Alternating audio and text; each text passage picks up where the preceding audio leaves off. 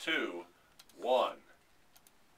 This is the Web Insurance Countdown to Kickoff on 1150 WIMA. Todd Walker here. Our roundtable segment now is Jason Aldrich and Mike Miller join me to get Week 2 underway.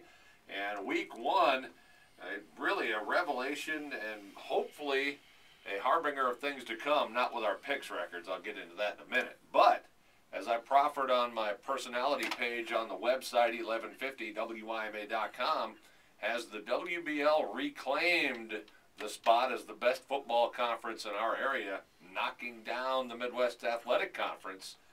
Two games in particular would say yes. Kenton beats Coldwater, Shawnee beats Marion Local. Mike, how do you see it? Well, I think it may have, but it has to be put into the proper context of simply the enrollments of those respective schools. In both instances, I'm certain Kenton's a larger school than Coldwater, and Shawnee surely is a larger school than Marion Local. But in terms of just football on the field, I'm not surprised that the WBL, these things sort of come and go and they trend. The MAC doesn't need to defend itself. They've had an illustrious 25-year history or so, but there's no reason the WBL at any given moment shouldn't win some of these games, because virtually every school in the WBL is larger, both in terms of the division and obviously in enrollment. Well, and if you base it purely off of what we saw in Week 1, guys, you've got to be impressed with what the WBL brought to the table. I filled in for Mike on 107.5 WZRX for Wapakoneta's sanding of Bell Fountain. And, you know, a lot of us missed on Shawnee Marion Local, as Shawnee pulled the upset, if you will, in that WBL MAC matchup, except for you. Yeah, that's right. Except for Miller. And for the record, Kenton Division 4, Coldwater Division 5. Okay.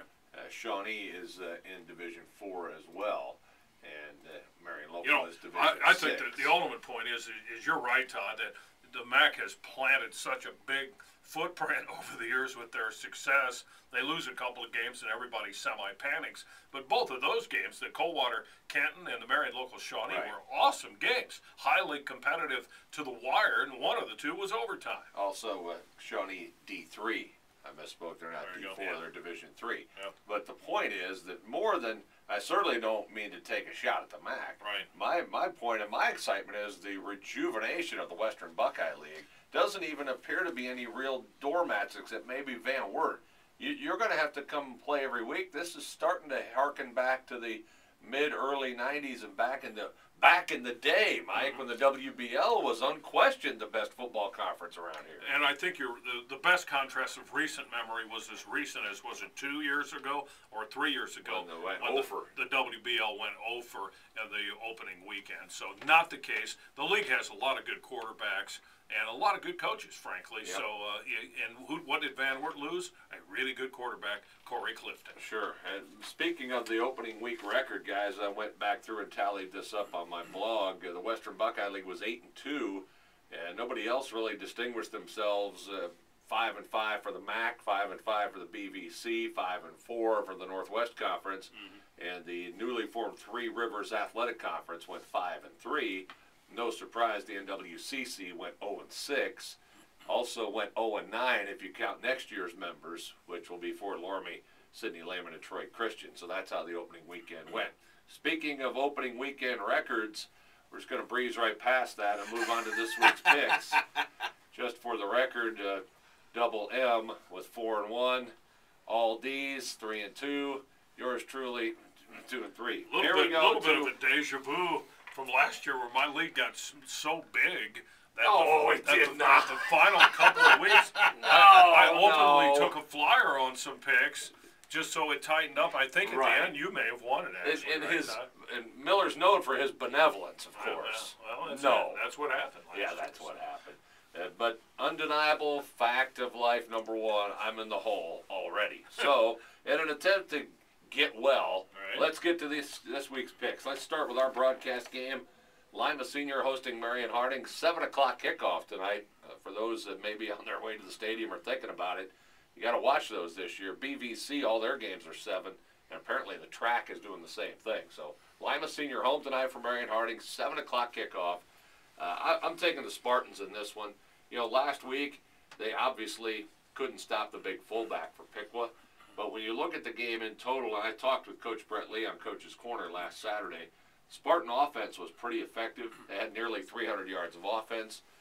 The penalties really hurt them. But, you know, usually week one, you can clean up a few things, and Marion Harding is a team they can beat. Marion Harding got whacked by Marysville 63-7.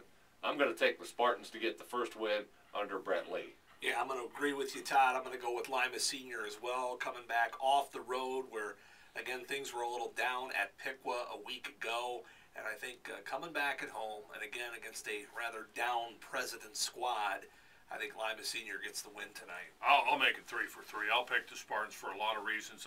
I think the Spartans really do have some offensive playmakers, and Brett Lee talked about that a little bit last week. They've got really good wideouts. They got some good running backs. I think they've got a very capable quarterback, young Devin Allen. But my issue with the Spartans really are their lines. And that'll probably be a season-long issue because once they move into track, the Three Rivers Athletic Conference, they're going to see some stellar offensive and defensive lines. But not the case tonight with the Harding Presidents coming to Lima. Spartans all the way. And we're 3 for 3 on that one. We're all taking the Spartans. Let's move on to the broadcast game on our sister station, WZRX 107.5, arguably the game of the night. Mike Miller will have the call as Wapakoneta hosts Elida. That's a 7:30 kickoff.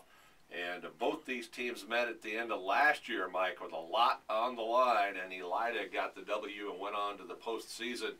Wapakoneta was left to wonder what would have been if they could have won. This year, schedule flip-flops in the WBL. Here we go with the league lid lifter. Right. How say you? I would say Elida's win last year was an excellent comeback for Elida in a game which Wapakoneta, I think, physically got the better of the Bulldogs. Elida made big plays with quarterback Reggie McAdams and their receivers. I don't see that as big a chance to be a factor for Elida this year. I contend their receiving core is still a little bit unproven. Wapakoneta is very big up front. The Wapakoneta defensive secondary is loaded with veterans and playmakers, including a former Bulldog by the name of Kevin Kraft. You throw in the real good athletes like Crawford and Alex Greavy, plus with the ball control that Wapakoneta exhibits, and that is really a trademark of Coach Doug Fry. I'm going to take Wapakoneta in that contest at home tonight. Wait a minute. I saw a shiny figure across the way. It is indeed the familiar glare of Aldi's quarter flipping for picking. Yeah, I got to go with the coin on this one here, definitely, guys. I was impressed with Wapakoneta last week. As I said, I called the game in their pounding of Bell Fountain. I was also impressed, too, of the result of what Elida did to Detroit Henry Ford. Right. Home team, Wapakoneta heads. Road team, Elida tails. Here we go. It is tails. It is Elida.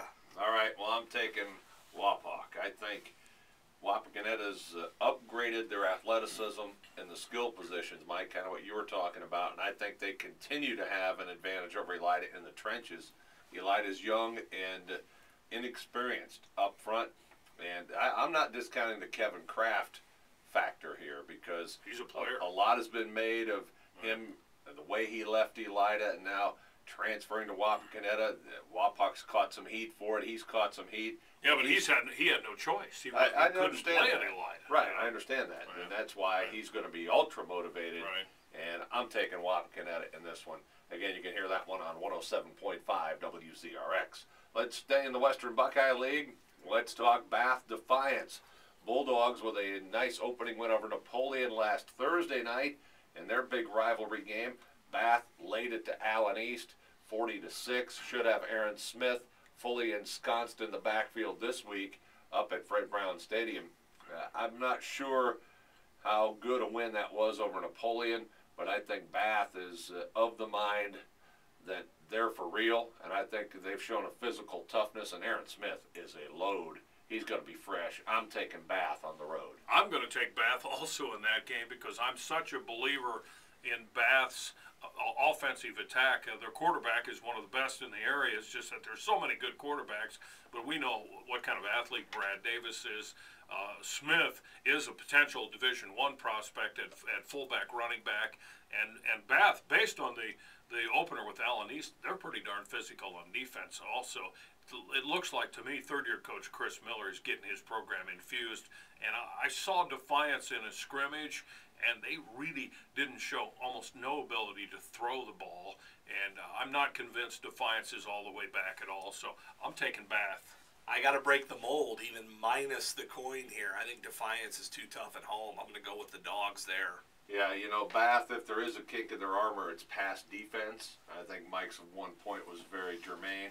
And by the way, congrats to Defiance coach Jerry Beauty, his 150th win at Defiance last week. That is big time. A couple of NWC games to pick. Columbus Grove at Allen East. Grove pulled away from rival Pandora Gilboa last week. Mustangs took it on the chin from Bath.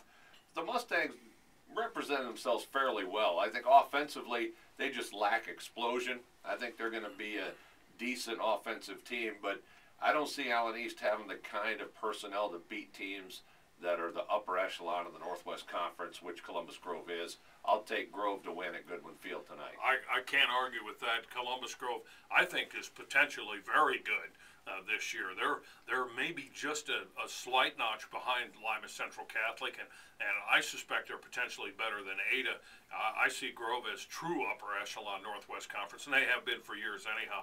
Too much for the rebuilding AE Mustangs. I'm taking Columbus Grove. Going to be a complete three-way sweep here. I'm going to agree with you guys and take Columbus Grove just a bit better than their opponent Allen East at this juncture. Final pick this week, the feel-good story from last week. Spencerville ended their 22-game losing streak for Coach John Zerby. This week they open Northwest Conference play at Ada, and that Bulldog offense loaded with athletes, but are they as stout defensively as they have been? I think Ada may be a notch down from where they have been overall, but I think they still have way too much firepower for Spencerville. I'll take the Bulldogs to win at War Memorial. Boy, I'm one of the great bandwagon jumpers of all time. No doubt. And would gleefully jump on that Bearcat bandwagon, but Ada, it starts with their trigger man, Baker. He's really good, and if Spencerville can get it done at Ada tonight, then eyes will really turn on the Bearcats. But for now, you just have to pick Ada, and I'm gonna. Should I give Spencerville the 50-50 shot? No. Ada. No. Yeah, I got to go with Ada. All right, those are the picks for this week. And also, speaking of Connor Baker, he is one of the guys for our Player of the Week poll that we put up every Saturday morning and announce our winner on Coach's Corner. So still time for you to vote on last week's Player of the Week at our high school football page at 1150WIMA.com. We'll take a break, come back and hear from some area coaches as we continue with the Web Insurance Countdown to Kickoff on 1150 WIMA.